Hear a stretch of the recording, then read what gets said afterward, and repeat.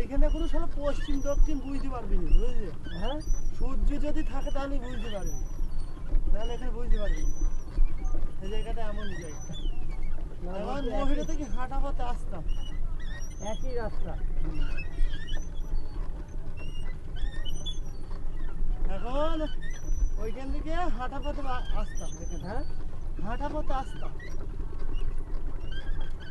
কোনখান থেকে? আমাদের গ্রাম থেকে বেড়াতে মারাতে আসলে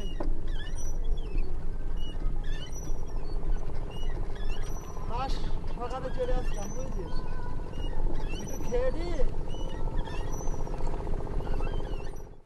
So we're here in Sri Koladeep Dham of Sri Navadip Dham at the Sri Chaitanya Saraswat Mat, the home of pure devotion, in front of the temple of love and affection, the Samadhi Mandir of our beloved Gurudev, Srila Bhakti Sundar Govinda-dev, Goswami Maharaj. Over the course of the last year, this temple has manifested following Srila Govinda Maharaj's entrance into Samadhi and his departure from this world. Samadhi means samyak sthiti, or the way Srila Govinda Maharaj explains it, when someone is fully present in conscious meditation, when someone's whole existence becomes entirely absorbed in meditation, that is known as Samadhi. There's 5 stages of approach to Samadhi described in the scriptures by our Guru Varga. The 5 stages are Smaran, Dharan, Dhyan, Anusmriti, Samadhi. When someone's wholly absorbed in meditation upon all aspects of their object of worship without any trace of distraction, that is known as Samadhi. So it's described that when a Mahapurush, when a topmost Vaishnava departs from this world, it's because the time came for them to wholly absorb themselves in the pastimes of the Lord and their service within those pastimes. So in this place, Srila Govinda Maharaj is residing in Samadhi. Means he's living here, his form is here, existing fully in full consciousness in Samadhi. So behind us at the temple, Srila Govinda Maharaj's deity form is there sitting upon the altar, and beneath that his form is in Samadhi. And so it is his place of worship. He is sitting there and mercifully showing us this form under which we can continue to serve him, offer worship to him, and live under his divine glance. When you look at the roof of the temple, you'll see that it resembles the roof of the Samadhi Mandir of Srila Rupa Goswami Prabhu. So Srila Acharya Maharaj, whose tireless, miraculous service energy is the source of the manifestation of this beautiful temple, he personally felt inspired to model Srila Govinda Maharaj's Samadhi Mandir upon Srila Rupa Goswami Prabhu's Samadhi Mandir, in order to show people that Srila Govinda Maharaj is a Rupanuga Acharya, or a living representative of Srila Rupa Goswami Prabhu, whose conception, whose teachings, whose life show the proper way to follow Srila Rupa Goswami's line. So his Samadhi is shaped in this way to remind us all of our Guru Varga, our line of devotional practice. And the temple is known as the Temple of Love and Affection, and this name was chosen by Srila Acharya Maharaj in consultation with Sripad Goswami Maharaj and other devotees. And it was, when we began to announce what the name would be, it was met with so much happiness and good reception. People felt, yes, this encapsulates the gist of Srila Govinda Maharaj's way of relating with his disciples and with the souls of this world. He had a remarkable capacity to touch people's hearts, to relate with them with love and affection. And in the Daita Dashakam of Srila Sridhar Maharaj, he describes in his vision of his Gurudev a phrase, Vaikuntha Sneha Murti, or Sri Guru, as the personification of infinite affection, personification of supramundane, heart-melting affection. And he goes on, and in one shloka he writes very strongly, that upon coming in connection with the affectionate form of my Gurudev, the apparent affection present within matrimony, within friendship, within parenting, all these apparent types of affection I realize are like cheating, deception, exploitation. I've felt such what is generally heralded in the world as the finest things. I felt those things to become contemptible things upon coming into connection with the intense, heart-transforming affection of my Gurudev. Janakadika Vatsala Snigdha Param. His affection supersedes that of a father, of a mother, of a friend, of a spouse, of any type of relationship in this world. Because Guru is the direct via media of the Lord Himself, of the Lord's eternal servitors, and an infinite stream of divine affection is flowing between the heart of the disciple and the heart of the Guru, when the Guru is true and the disciple is sincere. So Srila Acharya Maharaj, so many other devotees, they all have their own personal experiences within their hearts of Srila Govinda Maharaj's divine affection, and therefore naturally felt inspired to describe his temple as the temple of love and affection, which implies he is the personification of those qualities, and in his connection, our lives have become filled with those qualities.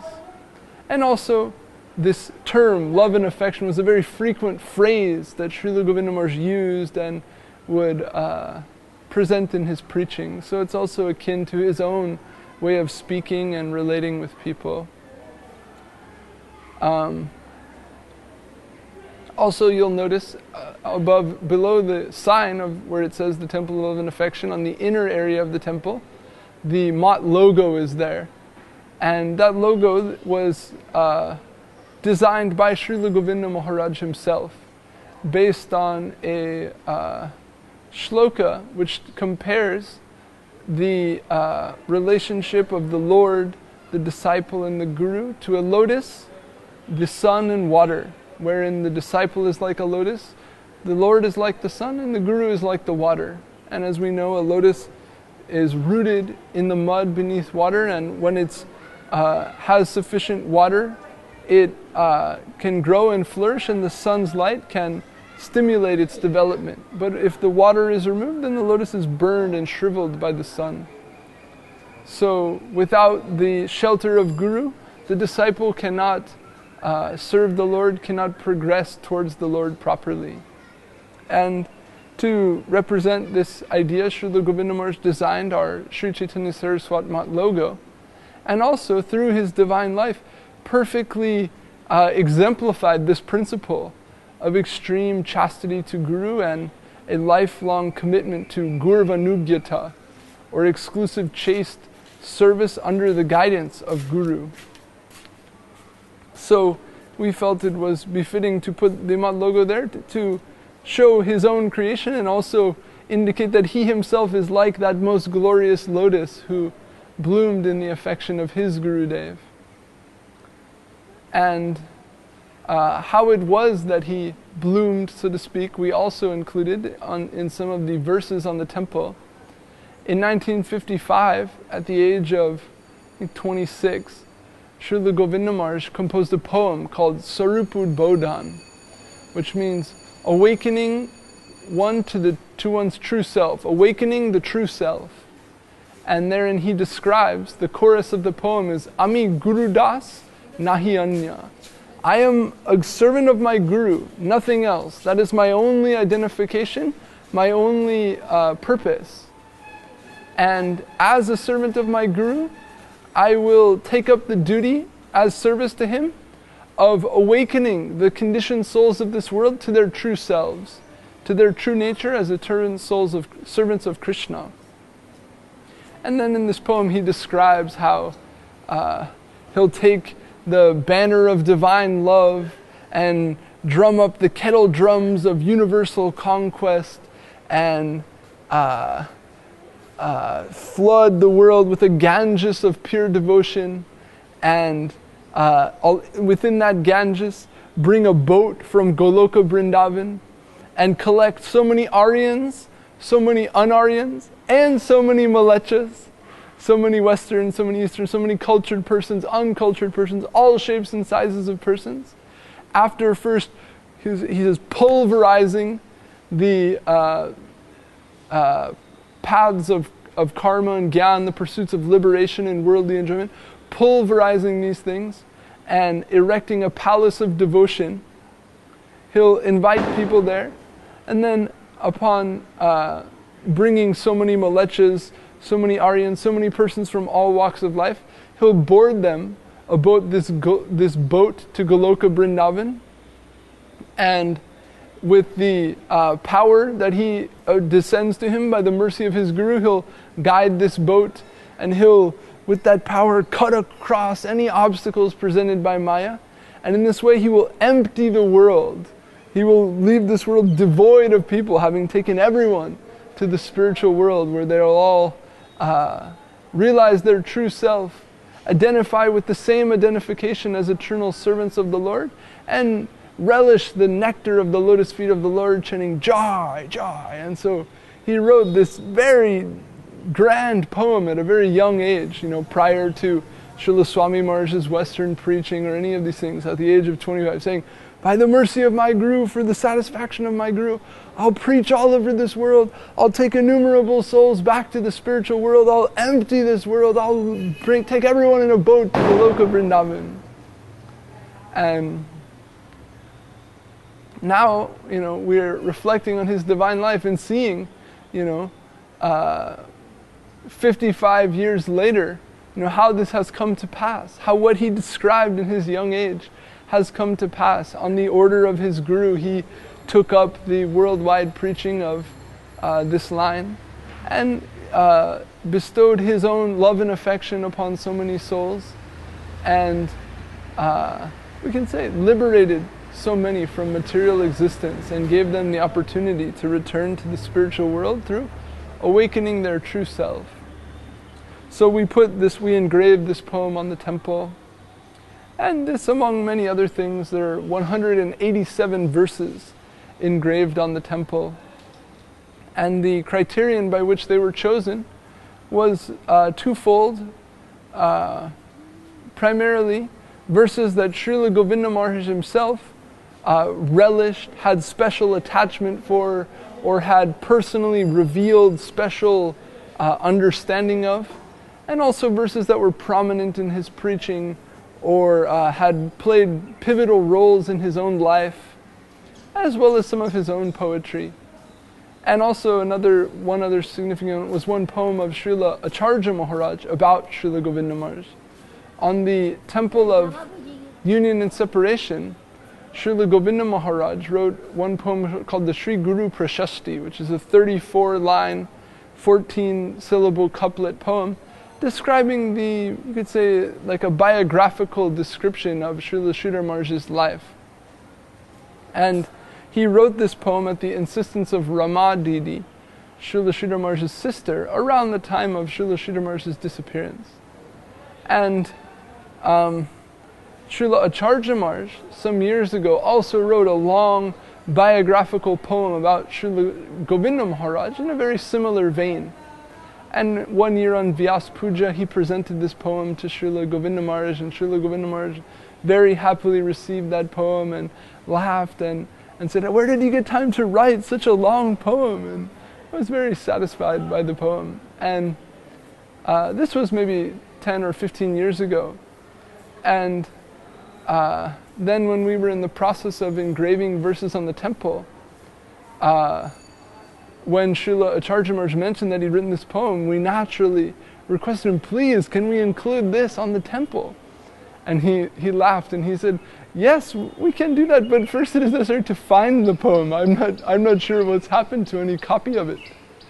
And he thought maybe it had been included in a Vyas Puja offering book, and we looked in a few, but we weren't able to find it. And over the course of about a month, the engraving was going on, and we were choosing which places, which verses would go, and trying to plan out to make sure we had plenty of room, but we saved one whole wall to be sure we had space for this poem. And gradually it came to the point where all the rest of the engraving had been done, and it was time that this is the last wall that had to be done. And so I tried to very gently make Srila Church aware of this fact that if we were going to put the poem on the temple, we needed it now. And then he said, oh, well, and we'll have to find it immediately. So then he took myself and Anandamoy Prabhu and Haridas Prabhu, and we went in his office and we spent maybe 2 hours searching through his old bags of receipts and papers and magazines and so many old things, trying to find some paper with this poem on it. We didn't know what it looked or what type of paper or handwritten or what, and we searched and we searched, and after maybe an hour and a half or 2 hours, Haridas Prabhu had started going through a bag of papers that I had already gone through. And I said, oh, you don't need to go through that one. I already went through that one. And he said, no, it's okay. I'll just go through it again. And as he went through it, then and as he was going through it, Srila Charjamarj looked over his shoulder and said, wait, what is this? What is this? And there in that bag was some ripped papers, and he found half the poem on 2 old pieces of Mott stationery with some he found half the poem written, and I immediately when I saw, I said, oh man, I already went through that bag. I totally missed it. But so I felt, despite my foolishness, it has come to light. But it was only half, and then I remember, and then we could see only half of it was there. Srila Charjamarj, he looked at me kind of like, well, what are we going to do with this? And then I said, well, I'm not sure, and so we went back to his veranda with kind of a mixed feeling of not sure what was going to happen. And then I remember noticing that on the paper it was from some Mott stationery. So I said, can I see the paper one more time? And then I looked, and it had a old Mott stationery, and on there said something about from 1997.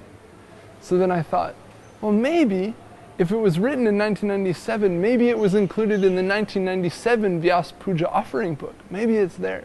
So I thought this in my mind. I didn't say anything, but I'll check, So then later I went up in the up just inside the Mridanga there of the Temple of Union and Separation. Just below the Mridanga, there's a storeroom with a number of old publications of the Mott. And I went looking through it and found the 1997 Vyas Puja offering book, and as I went through it, found the poem and was amazed, the full-length poem. And so I ran from here over to the veranda, and Srila Charjamarj was meeting with a couple of lawyers or official men, and I was so excited. I just ran in and I said, Maharaj, look at this! And he gave me this look like, what are you doing? And then I just smiled, and then as soon as he saw what it was, he just gave them a hand gesture, like, okay, wait, and then reading the poem, and yes, I'm very happy to find it, and then I said, okay, so I'll immediately send it to the engravers, and then in the last moment it was included on the temple. So also Srila Govinda Maharaj's temple has a long biographical work describing his life and his pastimes. And another few other factors about the temple. One, you'll see that it's almost entirely all white, and this was requested by Srila Govinda Maharaj himself.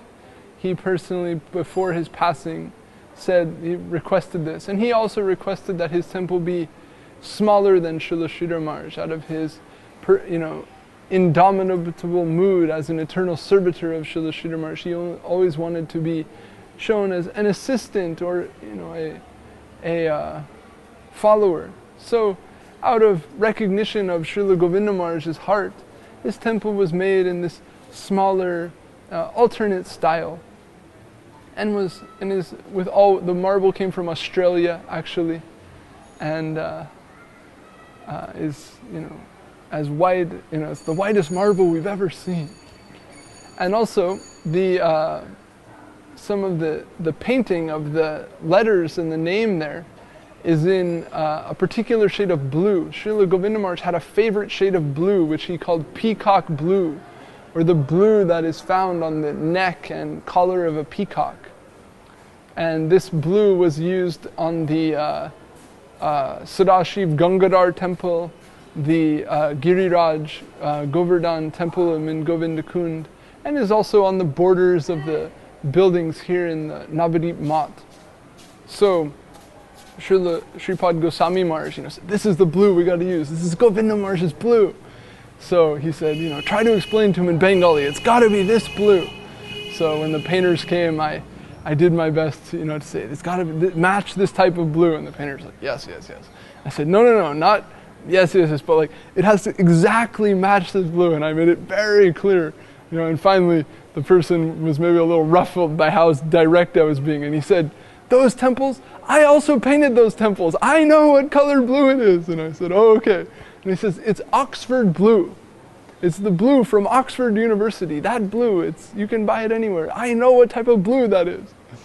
So then okay. So Srila Govinda Maharaj's peacock blue turns out to be Oxford blue. So we acquired that paint, and his name and other things are painted in that blue. So it's the white that he requested, accompanied by his favorite color, peacock blue. So in this way, Srila Govinda Maharaj's deity form is present here in Sri Navadip Dham in his temple of love and affection. And once, in the years shortly after Srila Sridhar Maharaj disappeared, we heard one recording. One devotee asked Srila Govinda Maharaj that around the time that the temple of union and separation was made, and asked, we are seeing Srila Sridhar Maharaj is now here meditating in Samadhi, but yet we also are taught that the Sri Guru is always with the disciple wherever he is. So how can we understand this?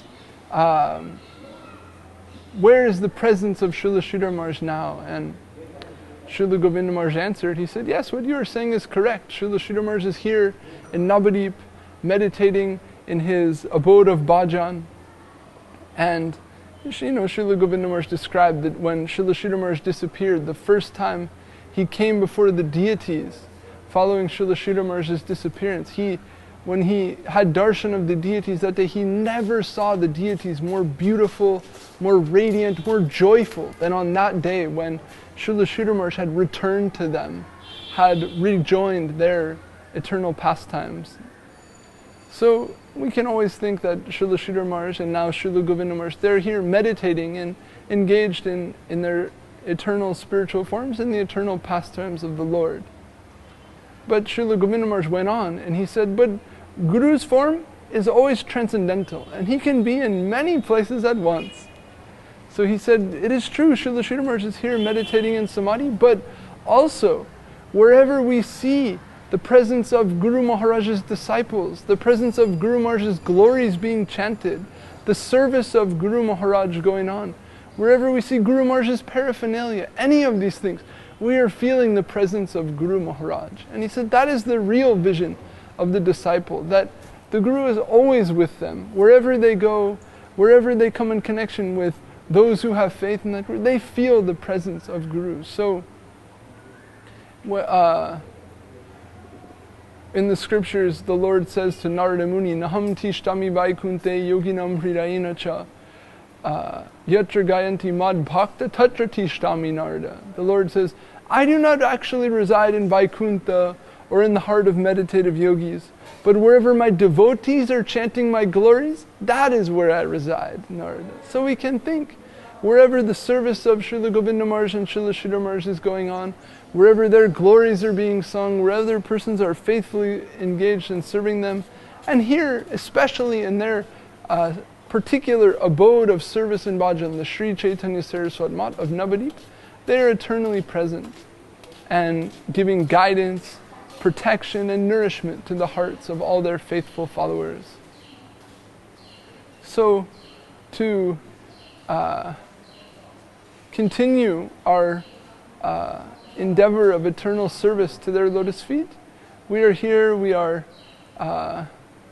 in the association of devotees under the guidance of Srila Acharya Maharaj, our other acharyas, doing our best to see that his temple is manifest in a glorious way, the worship goes on in a glorious way, and that his conception is preserved and maintained and understood within our community and propagated to the fortunate souls of this world.